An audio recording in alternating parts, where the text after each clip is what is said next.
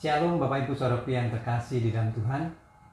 Pada kesempatan hari ini saya juga mengucapkan Sinen Kuala. Selamat tahun baru Imlek. Tuhan senantiasa memberikan berkat dalam hidup kita masing-masing.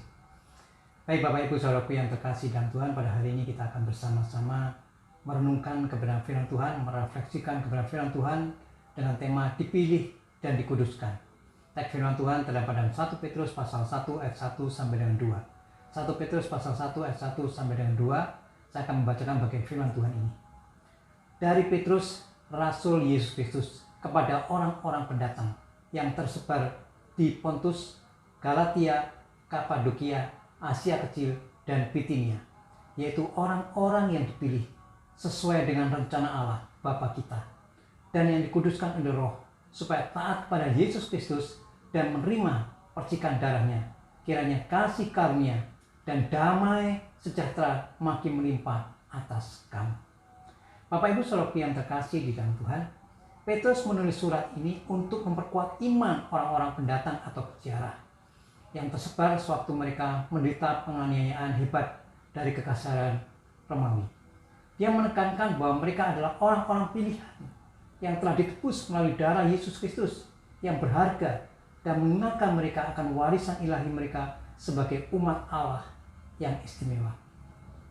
Petrus adalah pemimpin dari kelompok kerasulan dan orang penting, juga berpengaruh di gereja mula-mula.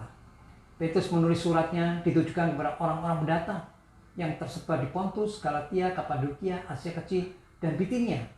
Nampak tulisan Petrus ini ditujukan kepada orang-orang Kristen yang bukan Yahudi. Kita bisa melihat di dalam 1 Petrus 1 ayat 18, pasal 2 ayat 10, pasal 4 ayat ketiga, dan ditulis untuk semua orang Kristen. Kemudian dijelaskan di dalam ayat yang kedua bahwa suratnya ditujukan kepada semua orang pilihan. Kata dipilih atau pilihan artinya adalah orang yang percaya kepada Tuhan Yesus Kristus. Kata dipilih ini adalah menurut pengetahuan Allah Bapa. Itu berarti Tuhan mengenal kita sebelum dunia dijadikan. Kita bisa lihat di dalam Efesus pasal 1 ayat yang keempat. Kalau Tuhan sudah memilih kita, artinya Tuhan mengenal betul tentang kita secara pribadi. Terlebih lagi kita dipilih melalui karya pengudusan Roh. Itu artinya Roh Kudus Tuhan terlibat membuat kita, yaitu kita dipisahkan atau dikuduskan hanya untuk Tuhan. Kita dipilih dan dikuduskan untuk taat kepada Tuhan Yesus. Kalau kita perhatikan dalam perikop yang sudah kita baca tadi, ada Allah Bapa, Roh, Yesus Kristus.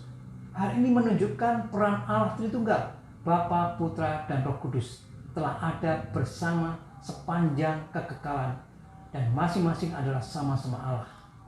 Kemudian ditutup, kiranya kasih karunia dan damai sejahtera makin melimpah atas kamu. Petrus membawakan salam yang telah menjadi hal umum di antara orang-orang Kristen, menggabungkan unsur dari budaya Yunani, kasih karunia dan rahmat, dan budaya Yahudi, damai. Kiranya kasih karunia dan damai sejahtera makin melimpah atas kamu. Sebagai penutup refleksi kita pada hari ini, Tuhan sudah memilih kita. Terlebih lagi kita dipilih melalui karya pengudusan Roh. Itu artinya Roh Kudus Tuhan terlibat membuat kita, yaitu kita dipisahkan, kita dikuduskan hanya untuk Tuhan. Kita adalah istimewa bagi Allah, sehingga kita dipilih dan dikuduskan. Hendaknya kita yang telah dipilih dan dikuduskan oleh Allah agar kita taat kepada Tuhan Yesus dan menjadi kesaksian yang baik bagi sesama kita. Amin. Tuhan Yesus memberkati Bapak Ibu.